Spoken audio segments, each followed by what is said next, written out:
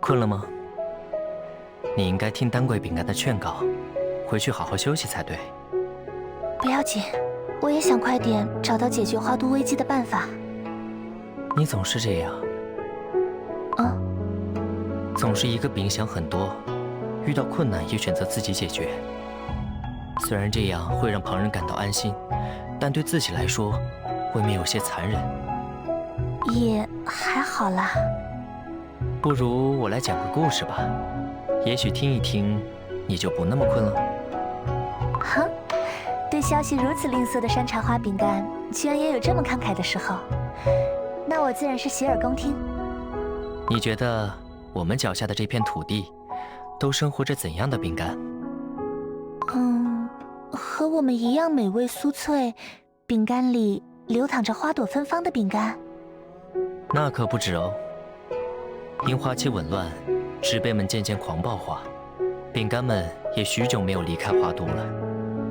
其实这片土地上还存在着许多国家，只是我们彼此之间失去了联系。啊？为什么我们从来不知道？难道是担心某些好奇的饼干在前往其他国度的旅途中遇到危险？也许吧。就像我的茶叶就来自不远处的茶谷，但饼干们认为那里只有高耸的山脉。可实际上，茶谷存在着和花都一样先进的文明。啊！天空、雪山、茶谷中，生活着各式各样的饼干。但似乎西边的国家已经许久未见饼干的踪迹了。整个国度都消失了吗？我们脚下的土地正逐渐变得躁动不安。一个国家的消失和保护它的神兽有着密不可分的联系。你口中的那个饼干王国并没有守护神兽，这让我有些不安。为何唯独我们这片土地存在着神兽？每一个国度的兴衰也受此影响。更令人担忧的是，他们的力量似乎正在被削弱。事情比我想象的还要严重。难道花都有一天也会消失吗？生活在这里的饼干们，未来也会和那个西边的国度一样吗？是不是不困了？山茶花饼干，你不会是为了吓我故意编的故事吧？你猜呢？对了，你有没有觉得周围有点过于安静了？是花朵怪物。这些怪物的体型什么时候变得如此巨大了？小心！没想到怪物们还在继续演变。怪物们不会无缘无故的演变，一定是哪里出了问题。我们赶快去神兽岩壁看看。原来这里就是神兽的岩壁。过去只在城墙上远远的眺望过，那时候还只觉得是一片普通的山脉，只有近距离站在它的脚下，才能感受到那份力量。经历了风吹日晒，神兽岩壁已经失去了往日的光辉。我们现在所在的位置就是它的头部，而它的躯干如同城墙一般包裹着花都。如果没有它的守护，花都的城墙可抵挡不住汹涌的狂暴之辈。要是等这份力量散去，花都的未来不堪想象。金龟饼干，试试你在那个饼干王国获得的香方吧。可是那个香的配伍是用来驱散危险植物的。守护花都的神兽在镇压着这些花朵怪物，说不定你的香在某种程度上可以与它同频。这样的话，就用我的香囊球试试看吧。岩壁发光了，果然有效果，但似乎比较微弱。金龟饼干的香果然可以恢复神兽的力量。光芒比较微弱，看来还是要回一次金龟香室去准备更多的香品。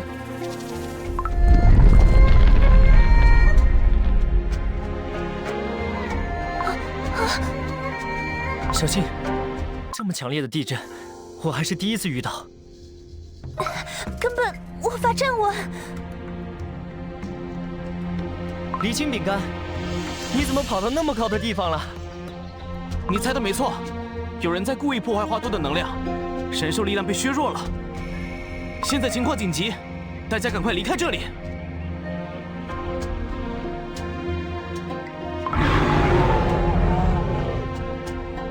快跑！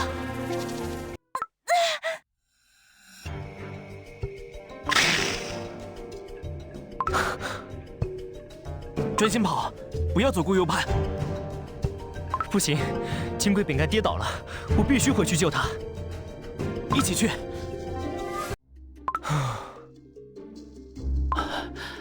安全了。谢谢你们回来救我，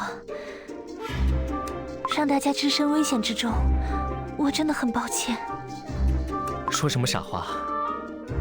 如果摔倒的是我，你也一定不会抛下我不管的。也是。天色不早了，夜晚的森林可能有更多变数，我们必须尽快回到城内。喝一口茶吧，这是今年新采的茶叶。谢谢你，喝完感觉整个饼都好多了。离清饼干，你怎么样？没有问题。对了，白天我在森林深处勘察，发现了这个东西。哥，信使似乎非常害怕。上面弥漫着不祥的气息。森林深处遍布着许多这样的东西，它们正在阻碍生命能量流动。离清饼干，我们要尽快拆除这些木桩。金贵饼干，还是辛苦你继续制作更多的香品，好恢复神兽的能量。没问题，我这就回调香室继续研究。这次从饼干王国带回了许多材料，相信一定可以派上用场。我先告辞了，大家好好休息。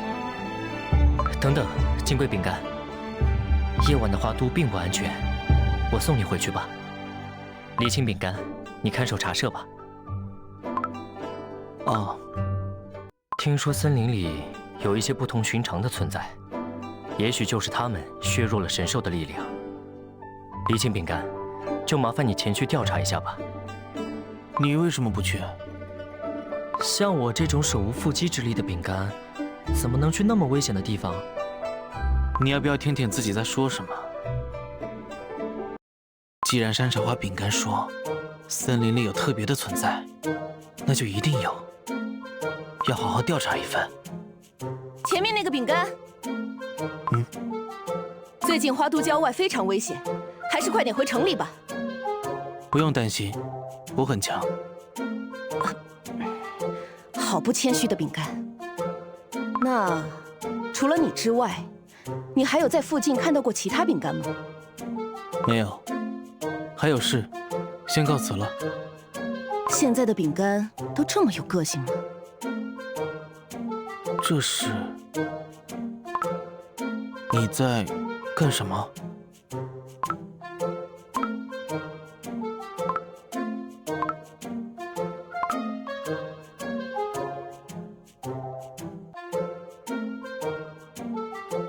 似乎只是一个普普通通的怪东西。再见。还是继续找找看吧。那个是，似乎是非常奇怪的木桩。这边还有很多，全部拔掉看看吧。